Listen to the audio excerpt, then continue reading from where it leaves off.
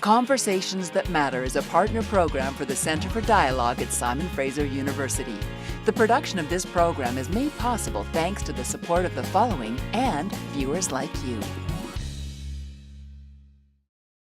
Tracy Theemes, welcome. Thank you.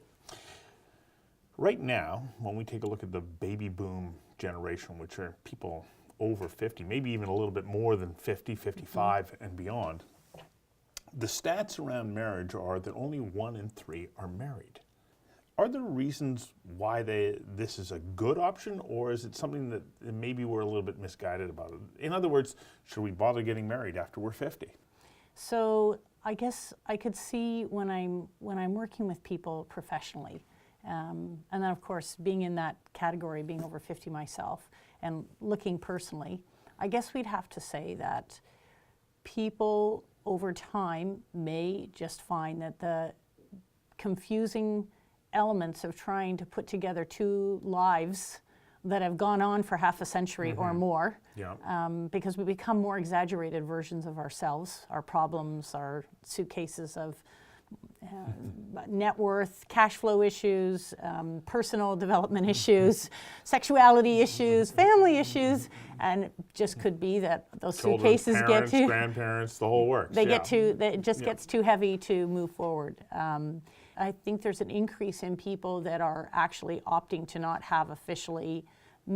officially marrying. What I'm seeing is people officially living together. Well, and I think that that's true, that there are people who are partnering up, but they're saying, what's the point of getting married? You know, what I would hope is that as people age, they become more thoughtful. That's my fervent hope, anyways, that we actually do accrue some wisdom. So what I would hope is that any decision that somebody makes over 50 is going to be made with those suitcases of knowledge and wisdom informing it. There's really only 5 reasons that a person would get married. One would be social, which is that the institution itself holds some value to them. They just simply like that everybody understands what being married is. There's no funny words. You don't have to figure out whether you use the word partner. Exactly. Everybody, okay. I mean, why don't we just come up with a stupid word and see if that solves a lot of the marital problems? Then there's the spiritual religious element, which is that people have very strong either religious beliefs that marriage is supposed to be doing something or not doing something, that there's certain privileges you have or don't have when you're married. And so for those, and then there's a spiritual reason, which is that they believe that there's a God who is necessary to form a covenant or to sanction that relationship. There'd be legal reasons. If you just live together, you basically are opting out of a decision to be in a formal relationship. You're waiting for the law to click in at the 2-year mark because you're not spousal until 2 years. So what if before 2 years? So you're basically, the legal piece is that you basically had a piece of this taken away. And I've heard people say, I'm not going to have somebody else tell me when I'm a spouse or when I'm not a spouse. I'm going to formally make that decision. Then there's financial reasons, which is that the institution of marriage with the immediate legal consequences puts into paper in sharp relief what your financial responsibilities are. Whereas if you're in a spousal relationship or non-spousal, living or non-living, you're negotiating that from scratch all the time. That, I would think, would be one of the huge impediments to getting married after 50, because by the time that the two partners are post 50, they have their own assets, they have their families, they have their responsibilities, and now you're saying, okay, let's blend that together, but recognizing that there's entanglements that come with that, because I bring my history, you bring your history. Well, it's like we were saying. Now we're all getting exaggerated forms of ourselves. So if you've been if you've been a mess about money, you're bringing your most exaggerated qualities into that relationship. So you're bringing in $60,000 in debt. If it turns out that you have mastered the art of your own cash flow and developing a high net worth, then you're coming in with $60 million. If you're really lucky. So you're right. That's one of the things that I think is so fascinating, is that I've never helped people get into these relationships and manage the financial piece where there's been a similar net worth. And that's where you get into interesting things too. Right. Just, this is my little ballyhoo, which is that money's power. Yes. So it's not just finances that you're negotiating at 50. You're negotiating the power that comes with the discrepant net worth. And that's where things start to get kind of interesting. So, well, it's also interesting if you take a look at when you're in your 20s, and if we look at the traditional relationships that have existed until now, and it's changing as we're getting much better gender equality as far as access to employment and salaries for women, that you know, there's a balance that's coming with younger generations. Still not there completely. Right. But, and so you go, okay, the man has more money early on in relationships, traditionally, and even still. But by the time you get to 50, there are an awful lot of women who have been very successful. They have quite a bit of money. And how they got to that point, it's a different journey for everybody. But things start to change. And they're now going into relationships having to look after their own assets, and maybe they haven't looked at relationships from that perspective in the past. Now I see it the opposite, actually. So if we're going to go with sort of gender stereotyping, if you get two people in their 20s, whether it's a same sex or different gender relationship, it's the same. You haven't had time to have the exaggerations. Between 20 and 30, you know, you've just either graduated high school or out of university, somebody's got some debt, you're at the beginning of your career. Your chances of having a very similar net worth, for instance, is very high. Then it's actually the migration of women out of the workforce. That the average mother in Canada is out of the workforce 12.5 years. So it's that migration out of the workforce and that middle life period that actually starts to exaggerate these discrepancies, not before. Not before, okay. So that's where things, so you hit 50 and she's been out of the workforce 15 years, her marriage, or she's widowed or whatever. Now, you know, it's okay if she's raised your children, maybe. Maybe that's the unspoken belief that now everybody's in the money now. We've been 50-50 here because this job got done and this job got done. But what everybody's doing is inheriting somebody else's background. Yeah. Right? So now we have no real social obligation, maybe not even a moral or ethical obligation to look after somebody else's family, but we have this discrepant earning potential and potentially discrepant net worth. So that's more what I'm seeing, is that the women are more disadvantaged at 50 because they've now had this being out of the workforce, for instance. Got to get you to hang on for a second while we take a quick commercial break. Certainly. We'll be right back. Conversations That Matter is a not-for-profit program made possible thanks to the charitable support of the following and from viewers like you. Please visit conversationsthatmatter.tv and help us to continue to produce this program. Okay, so they come into a relationship, Yes. a new relationship. Yes. One of the things that I was reading, interestingly enough, is that a lot of women over 50 are starting to get their heads around the idea that, well, I'm going to get into a relationship with a friend, in essence, that it doesn't have to be love first, that there's a whole bunch of other considerations that go into, okay, here's why I want to have a partnership. And I've been reading, conversely, Yes. that people in their 20s are doing the same thing, that they're actually living together because, for instance, in a place like Vancouver, it's extremely expensive to live alone. So you're spending every night at your girlfriend's or your boyfriend's, and you're finally going, why should I be paying $1,200 a month and you paying $1,200? I must have heard that 15 times after I got done speaking at UBC from people. It's just like, let's just split the rent. Not understanding that you don't just live with somebody and split the rent. You know, You're doing something else. You are doing something else. So it seems like a good idea at the time. And then all of a sudden at 2 years, now you have again. The law doesn't say that this, just because you're 25 and stupid, means that this law doesn't apply to you, or that you didn't think this through. You now all of a sudden have financial obligations, and you have a legal contract. Although the problem with the law taking over at 2 years, the issue with this is that it can just, the people haven't consciously necessarily made their own decision about it. So many people don't even know the law exists. Is that you are actually spousal at 2 years. They've just been living together. They didn't know that and it's when they go to break up that somebody gets involved and says, well, you know, she gets half of your assets, or he gets half of your assets, or he gets this, or he's entitled to this, and then everybody's all shocked. They've been living together for 16 years and they never really thought about it much. So let's have that conversation that people have to have when they are going into a second relationship or a later age relationship, and money starts to become an issue. How do you have those conversations? How do you say, this is mine, that's yours, and not get in the way of a relationship? Because that seems to be the fear for a lot of people. Everybody's making massive amounts of assumptions, and I think if we were going to maybe have some type of constructive intervention around marriage or whatever relationships you're going to do, is to start exposing the conversations. So I think that's like it's a no-brainer. What I think is interesting is why we don't have them. Okay, let's talk about that, and then let's talk about how you have that conversation.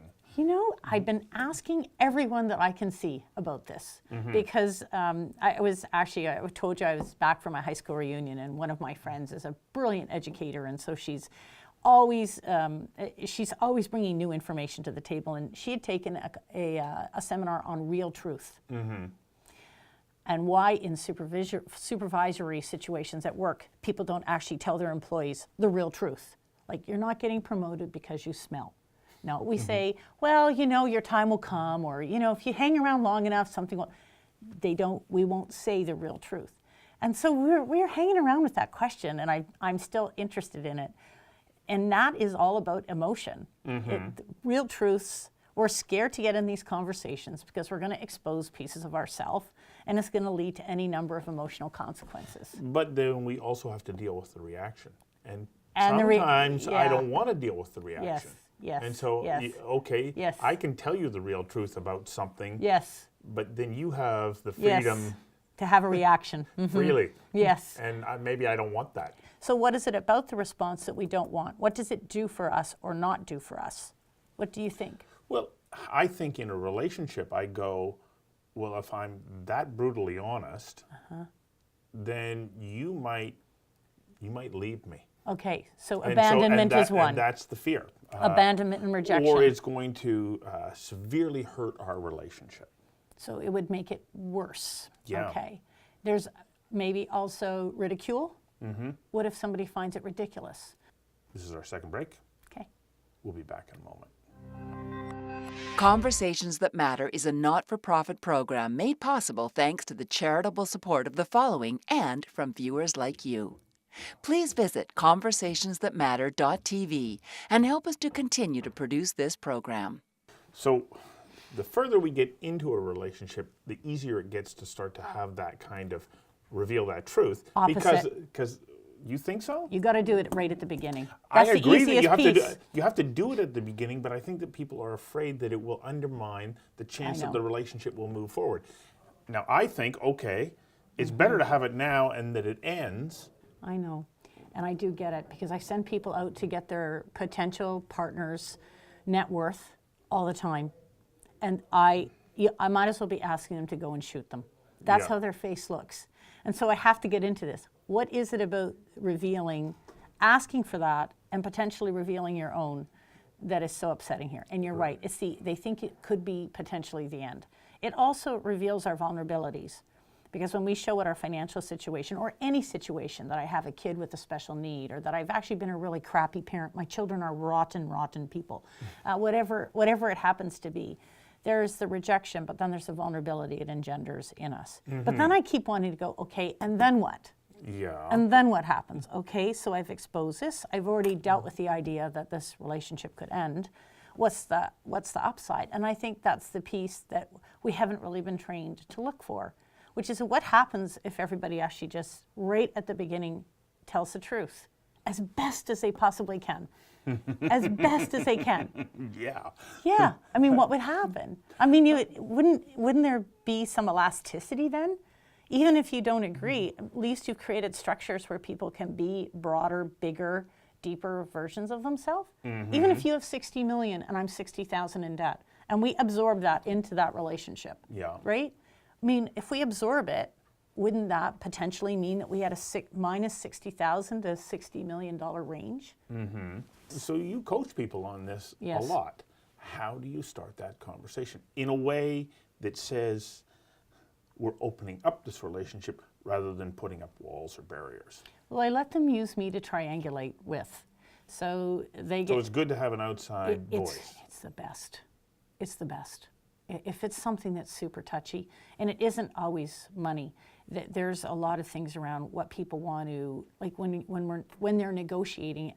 One of the things that I say before we even get into the money, are you prepared to go back in and ask, what are our promises to each other? And then clarity around that, and what exactly is the objective of us doing this?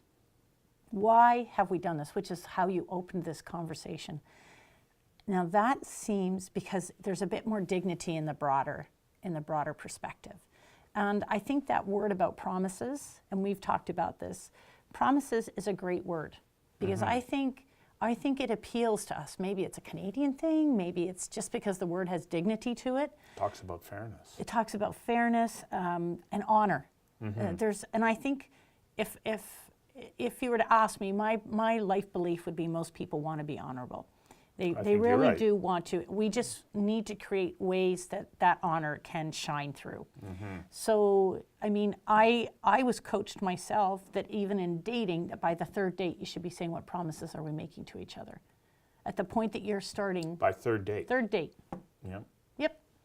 What's this all about? And not, I want to talk. It's just like, what are the promises that we're making here?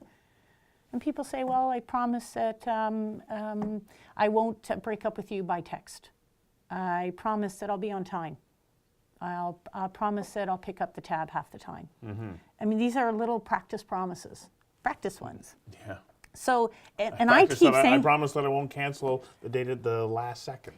Yeah. So I'm trying to coach my young women to practice when the stakes are small and to identify so that they will know when the stakes are small and when the stakes are big. So a few minutes ago, I actually challenged you on when is the best time to do this. Well, the best time is to do it. It's like a toddler. If you watch them falling on the ground, they're only falling at little ways. So they fall all the time. Right. And you just watch their little padding. I was watching some little kids play soccer the other day. But if you wait until you're 80 to kick your first soccer ball and you take it at a run, if you miss that ball, you're hitting the ground from a high position and you're hitting it in a compromised way. So I think it's at the beginning where the stakes are small that you begin having those conversations. At the beginning, though, are those promises real? Or are they, I'm going to promise this because I think that it will make you like me more, and therefore it increases the chances that this relationship might take hold? Well, I think it's great if somebody makes a promise that they think will make somebody else like them more, if they keep it. Yeah. So if they keep it and the other person likes them more, aren't we already down the path of honor? So even if they were promising and it wasn't maybe their natural intent, but if they keep it, okay, then you win. I had a theater arts teacher say, develop the externals and the internal will follow. If you behave honorably for your whole life, you will become an honorable person. I don't care if your heart wasn't in it, you're honorable. Because your actions Right, are it's what just like if you pound, they teach you in theater arts, pound the table enough, you'll start to get mad. So act as if. Act as if you have courage. Act as if this relationship, you want it to be a certain way. Act in the way that you want it to unfold. Sorry to do this, but one last break. Okay. We'll be right back. Conversations That Matter is a not-for-profit program made possible thanks to the charitable support of the following and from viewers like you. Please visit conversationsthatmatter.tv and help us to continue to produce this program. So to make marriage work, to make it work financially, to make it work as far as the bringing together of your past lives, you're really coming down to saying you have to talk to one another and you have to talk to one another honestly. You have to have conversations that matter. Yes, you do. There we go. I've got a little advertisement for you. So yes, I think that's what it comes down to. I think it comes down to exposing what your truths are. But recognizing that it's not always easy. It's not going to be easy, and you could have some losses along the way. Because sometimes those conversations lead to, this isn't going to work for us. It's not. That's right. That's correct. It's like every negotiation you potentially can lose. And that's what people don't want to absorb. At every negotiation, you can also potentially get everything you want. How do you know whether or not you've had the appropriate number of conversations to say, I'm going to make that commitment? Even if you can't agree, if what you've come up with is a structure of truth telling, so You're at 60 million, I'm at minus 60,000. This was a terrible I conversation. think in our case, it's the other way around. But This was a terrible conversation. We had no idea that we were that far apart. You know, we play baseball together, and, you know, bats and balls cost the same for you as me, and, you know, we walk in the same neighborhood. We had no idea. So at first we're absorbing, and so the first thing is the absorbing that there is a great discrepancy here. So I think if you can get to that first absorption stage and nobody really fell over, you haven't agreed on anything, but you're still staying in the process. Even if at the end we're like, we can't mitigate that difference, we can only work within it, then what we do is we're creating a structure, which is that, okay, we're going to do the fair system in our situation is that I'll pay, you pay 1/10 of everything, and I'll pay 9/10 because we have a discrepant income. I see people do that kind of thing, that and it can be on income or it can be net worth, that we're going to do this in the proportion of meaning, in the proportion of power. That's how we're going to equalize it. That's quite interesting, and that's done a fair amount of the time. Another way is that your 60 million gets segregated legally, and there's a pool that goes into the relationship pool. And it's just like, I'm going to take 3 million of this and I'm going to put it towards a house, or I'm going to put it towards a joint. That becomes ours. That's our pool. It's a gift into the, there's a lot of creative things that people can come up with. that's where having an outside party who isn't emotionally attached to it makes a big difference. And somebody that's saying, I'm not hearing that you're actually asking or answering the same question. That's one thing that comes up. But yeah, you start to get into this dialogue. And then I get to ask the real hard things. Did you inherit that money, or did you make that money? And what does it mean to you? Well, it means power. It means I always want the power. Okay, well then that's good. How do you feel about somebody having that much more power than you? And maybe they say, well, money doesn't mean power to me. So if they think that makes them powerful, that's fine. To me, what's powerful is love. And I have more love than him by a long shot. So, and he goes, well, you do. And I really value that about you. Well, you do this, and I value. And then all of a sudden we're back in it, or it's different. Then you have a relationship. But what I see mostly is a lack of disclosure, and that's where having a third party is helpful. That's the piece that I see most often. And then if you work all that out and you decide to get married, that's just the beginning. Just the beginning. But you've got practice. Yeah. And you probably have an art, like we call it, you have a conversational arc that you've set up where nobody gets, hopefully, sideswiped or hurt. Yeah. And if you can have those conversations, because money's just an energy, the love is an energy, all of those things are, you've already created structures for having those dialogues that is hopefully productive and constructive. So from your perspective, you believe that there's great value in getting married at any age, and If everybody knows what they're agreeing to. And that's the key, isn't it? Yes. So it's a good institution, no matter how old you are. If you agree to it. Thank you very much. Thanks.